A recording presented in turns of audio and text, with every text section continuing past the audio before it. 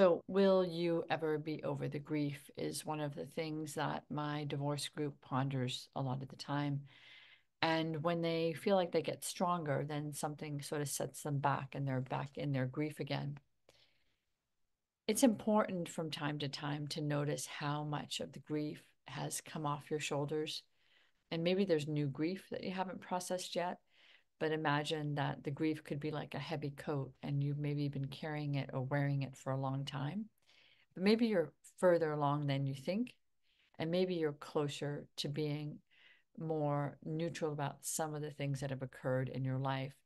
Because if you're moving forward, you can't hang on to the past. Like you have to almost like you can't have it all. You have one part of it. If you want to move forward, you got to put your energy forward. But you can't do that if you're grieving. So it is this delicate balance, this back and forth. But in our group today, we talked a lot about how far people were, how far they had moved forward. Would they ever wake up and be like, "Yes, I'm okay now"?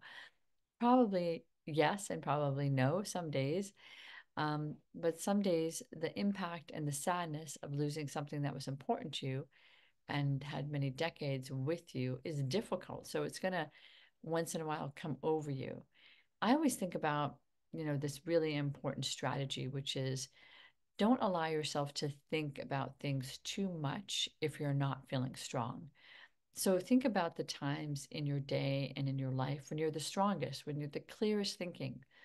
A lot of times people tell me it's like after they've like taken care of themselves, however that might be, taken space, taken walk, exercise, and all of a sudden they're like cha-ching, it's like all clear in their mind and they can handle a lot more. So if you're not handling things and you're not able to process things, then don't wait until the time that you're much stronger, that you can actually move into. I can handle a lot more and I see it and I feel it and I can think about this now because there's more to it than just it's going to dissolve me.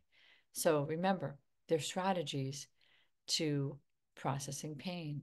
And there's also strategies and timing and choosing not to.